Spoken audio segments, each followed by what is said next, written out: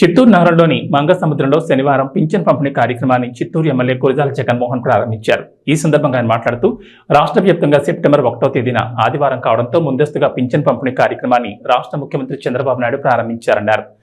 అవ్వాతాతలు, వితంతువులు, వికలాంగులు ఇబ్బందులు పడకూడదని ముందస్తుగా పింఛన్ ఇవ్వడం జరుగుతుందన్నారు. తొలిసారిగా ముందుగా పింఛన్లు ఇచ్చే కార్యక్రమానికి నారా చంద్రబాబు నాయుడు శ్రీకారం చుట్టడం హర్షణీయమన్నారు. కార్యక్రమంలో స్థానిక కార్పొరేటర్ అధికారులు, తెలుగుదేశం పార్టీ నాయకులు, నగరపాలక సంస్థ అధికారులు పాల్గొన్నారు.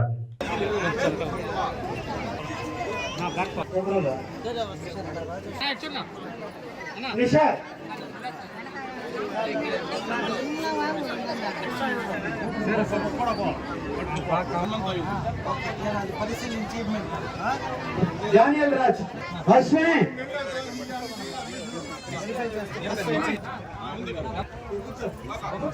ప్రేమ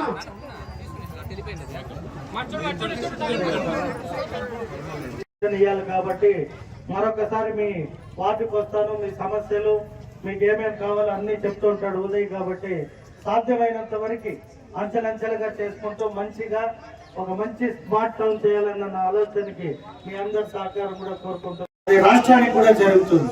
మన రాష్ట్రానికి రాజధాని ఏది అంటే చెప్పుకోలేని పరిస్థితిలో గత 5 సంవత్సరాలు గడిపాడు. 3 రాజధానులు అని చెప్పాడు. ఒక రాజధానిలో ఒక రోడ్ వేయలే. వేసిన రోడ్లోని జల్లి ఇసుక కూడా ఎక్కువ పోయి ఇల్లు కట్టుకోమన్నాడు. అంటే ఇవన్నీ మీకు ఎందుకు చెప్తానంటే మనము మన ఇల్లే కాదు, మన ఊరు బాగుంటే మన ఇల్లు బాగుంటుంది, మన ఇల్లు కూడా బాగుంటే మన రాష్ట్రం బాగుంటుంది, రాష్ట్రం బాగుంటే దేశం బాగుంటుంది. సో మనం మన కోసం ఎంత ఆలోచిస్తామో అలా మనం కూడా మన ఊరు కోసమో, మన గ్రామం కోసమో, మన టౌన్ కోసమో ఆలోచిస్తే మనకు అన్ని మంచిగా జరుగుతాయి. సో ఈ క్రమంలో ఈ పోస్టింగ్లు అన్ని కూడా జరిగాయి. గత ఈ వారంగా నేను మన కమిషనర్ గారిని ఎంతో ట్రై చేశాను ఇక్కడే ఉంచాలి అని. ఎందుకంటే నా స్పీడ్కి తగినట్టు వారు రాత్రి 10 గంటలైనా కూడా ఒక అధికారి 5 గంటలు 6 గంటలకి డ్యూటీ అయిపోయింది, ఇక నాకేం పని ఉంది లేని ఇంటికి పోదు. 7:30 అయినా సార్ మీరు బిజీగా ఉంటారు పర్వాలేదు, నేను వెయిట్ చేసి 8కైనా వస్తాను అని ఫైల్స్ పట్టుకొని వచ్చి నాతో డిస్కస్ చేసి అనేక డెవలప్మెంట్ల పైన చాలా ఇంట్రెస్టింగ్ గా ఒక అధికారి పనిచేసే అధికారిని నేను చూసిన చిత్తూరు. అలాగే ప్రతి ఒక్కరు కూడా ఇన్స్పిరేషన్ గా అధికారులు అలా పని చేయాలి. మనకేదో ఓటేశారు మళ్ళీ 5 ఏళ్ల తర్వాతే కదా అప్పుడు పోయి ఏవో హామీలు ఇస్తామని మేమున్నా, నాకేముందులే పోస్టింగ్ ఇచ్చేసారు ఇంకా మమ్మల్ని 2 ఏళ్ళు 3 ఏళ్ళు ఎవరు ఏం చేయలేరు అనుకునే అధికారులు కాకుండా మేము కూడా ఏదైనా చేస్తే మాకు కూడా ఆడ ఆ శిలాఫలకంలో పేరు ఉంటుంది అని ఆశించి చాలా కష్టపడి ఐడియాలు ఇచ్చే మన కమిషనర్ గారు అనివార్య కారణాల వల్ల ఇక్కడ నుండి ట్రాన్స్ఫర్ అయిపోయారు. అయినను ఇవాళ నేను వస్తుంటే ఫోన్ చేసింది, సార్ నేను వచ్చి పెన్షన్లో పాల్గొంటాను అని. వైనాట్ వచ్చి మీరు పాల్గొనండి, మంచి పని చేయడానికి ఎప్పుడు మీకు ఆ స్వేచ్ఛ ఉంటుంది. ఇంకా కూడా ఈ ఊరికి ఏమైనా సలహాలు ఇవ్వాలంటే ఎక్కడున్నా కూడా ఇవ్వచ్చు, మీ సేవలు మేము ఎప్పుడు గౌరవిస్తామని చెప్పాం.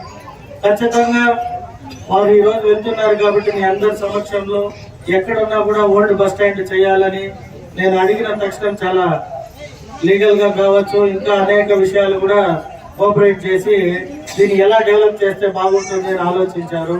ఇంకా రోడ్డు వైడనింగ్ కానీ రోడ్లు వేయడంలో కానీ అన్నింటిలో కూడా ఆమె చాలా షార్ప్ గా సలహాలు సూచనలు ఇచ్చారు. వాటిని ఇప్పుడు రాబోయే కమిషనర్ గారికి కూడా అలాగే సలహాలు సూచనలు ఇవ్వచ్చు. ఎక్కడున్నా కూడా ఒక మంచి పేరు తెచ్చుకునే వారు ఎలాగైతే పాటుపడ్డారో మనం కూడా అందరూ పాటుపడి మన చిత్తూరు నియోజకవర్గాన్ని ఉన్నత స్థానంలో ఉంచే బాధ్యత నాతో పాటు మీరు కూడా తీసుకోవాలి. ఎందుకంటే కొన్ని నిర్ణయాలు తీసుకునేటప్పుడు రాజకీయ పరమైన ఇబ్బందులు వస్తాయి. కులాలు, మతాలు, ప్రాంతాలు, ఒకే ప్రాంతానికి డెవలప్ అయిపోయింది, మా ప్రాంతానికి కాలేదు, లేదా ఒకే వర్గానికి ఏమో న్యాయం జరిగిపోయింది, మా వర్గానికి జరగలేదు, ఇలాంటివి అనేకంగా క్రియేట్ చేస్తూ ఉంటారు. అభివృద్ధి ఎక్కడ ఆగిపోతుంది అంటే అపోహలు ఉన్న కాడ, అనుమానాలు ఉన్న